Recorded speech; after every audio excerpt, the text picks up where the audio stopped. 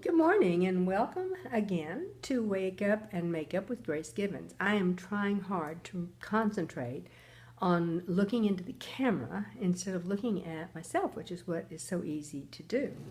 I promise you that after I get through with all the surgery, I am going to go take classes on how to properly do a video that I can show you. Right now I'm just a rank amateur. And I admit it, and I apologize, and I realize that I'm cutting off a little bit of my head, but that's the only way I can be sure you get a full screen. Now, this morning, I want to talk to you about several things. First of all, I want you to keep in your prayers one of our subscribers. I'm not going to mention names, but it's somebody that I think is really special and very, very brave, and she's potentially in trouble again right now. So we have to just hold her high in our thoughts and our prayers. But you know, just thinking about her makes me think about something else that I've been wanting to talk to you about and keep forgetting. And that is, this lady is an incredibly strong woman. Even now, when I know she's frightened as she can be, she is so strong. She is so not willing to give up the ghost. She says, we'll overcome this, Grace. And you know what?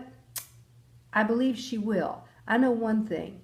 It is better under any and all circumstances not to allow yourself to be a victim, period, of anything. Even if you have been victimized by circumstances, don't allow yourself to take the stance of a victim. It is a self-defeating pose. It doesn't help you in any way. You have to try to go forward with some strength, even if you're shaking in your boots.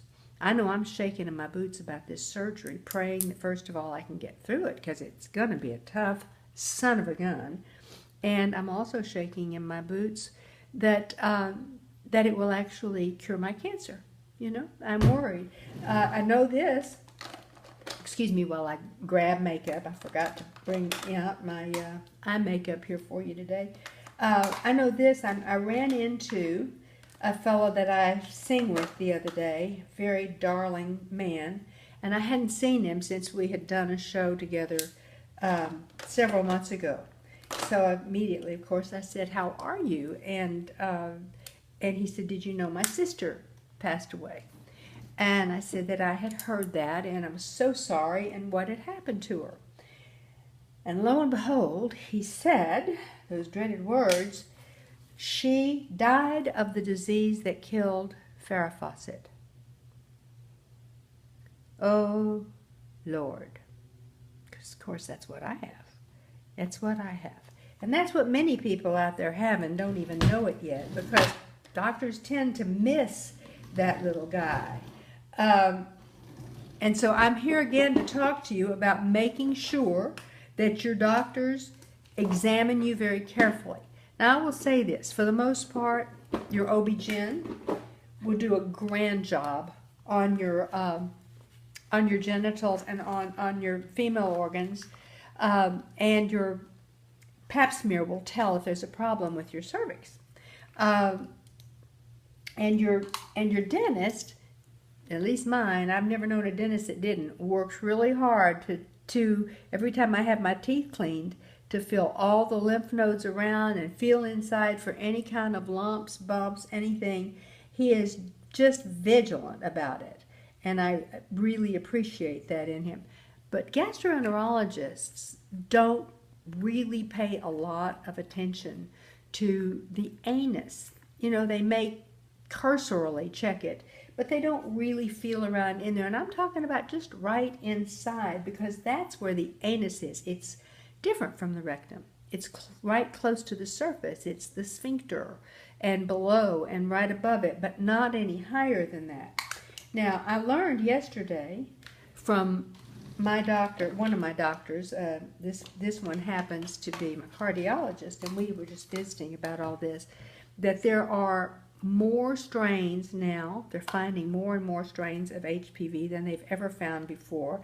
Remember, this is a virus that is definitely in in study, deeply in study, people don't know much about it. They didn't really discover that it was a virus that was going to cause a lot of problems until, as I said, in the 80s, that they really came to grips with this and learned that 100% of cervical cancer is HPV related, 100%.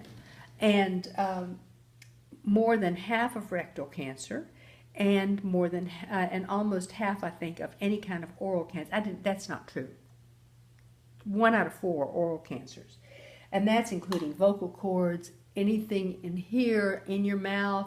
You know, it's about apertures. We've talked about that before.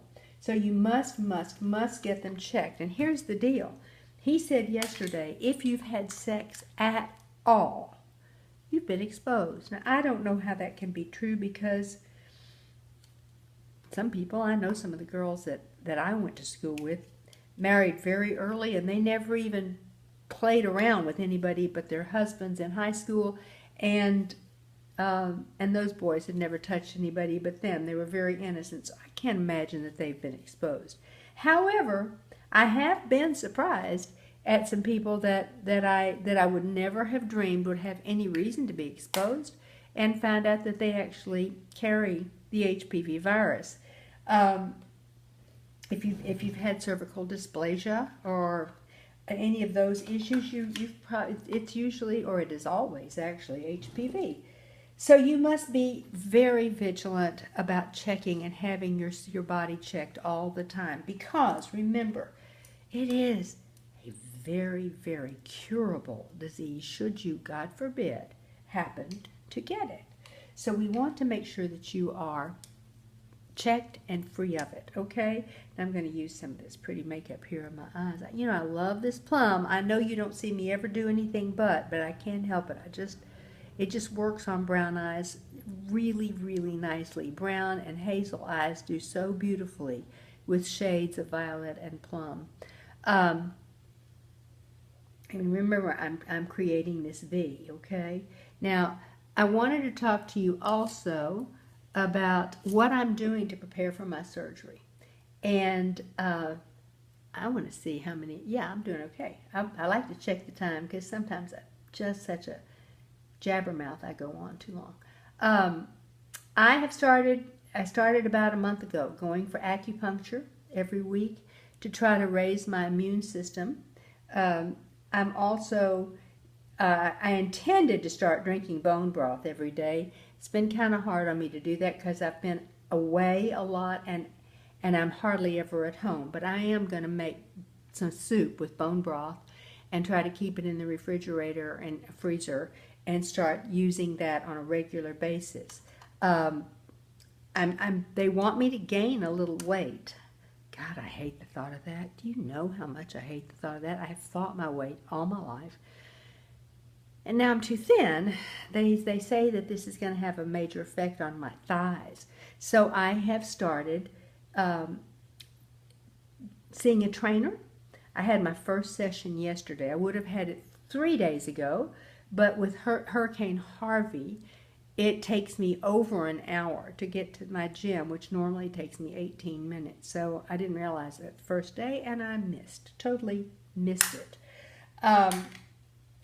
So I'm working on my thighs in that way, and I'm going to be drinking the bone broth. Last night I ate a little steak, not a lot, but I'm trying to build up my blood for that. And I'm praying more than ever, because you know what? You got to be your own prayer warrior, and I'm praying for other people. I went this morning to a group rosary because, being Catholic, today is the birthday of the Blessed Mother, to whom I am very devoted. And so my group had a little rosary gathering today, and I prayed, and I called out the name of a couple of people that I know that are suffering with this disease, and there are 2 of them that I'm worried about right now. So you just have to keep up your spirits and your strength, and you have to be vigilant and inoculate those kids while they have a chance to set this world free of HPV. I'm going to leave you now. I'm getting ready to put on my eyeliner, which you know takes me a minute, and I'm going to use my gel. I'm going to use, today I'm going to use actually black, and I'm going to go over it with the plum because, you know what, I'm not. I'm going to use dark brown, and I'm going to go over it with the plum because it'll give it a little more of a radiance. And see, I get as close to my eyelashes as I possibly can with this skinny brush. You see that? I kind of include my eyelashes in the eyeliner.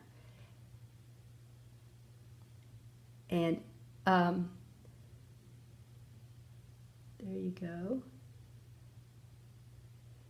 Like that? What do you think? And then I go under just lightly along the top of my eyelashes. You don't want to have a great big raccoony circle under your eyes. And I'll blend that in over there. I'm going to leave you now. You know, I noticed something. I noticed that I hardly ever put on lipstick in front of you. It's the last thing I ever do, and so it hardly ever makes it into the video. But I need lipstick more than anybody, but it's the least gratifying thing I do because my lips are not pretty and they're thin.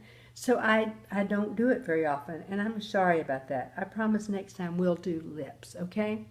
Have a wonderful day. I'll be seeing you soon, okay? I'm going to keep coming on before my surgery because it'll be a while after that. Take care of yourself, and remember, I may have cancer, does not have me. Bye.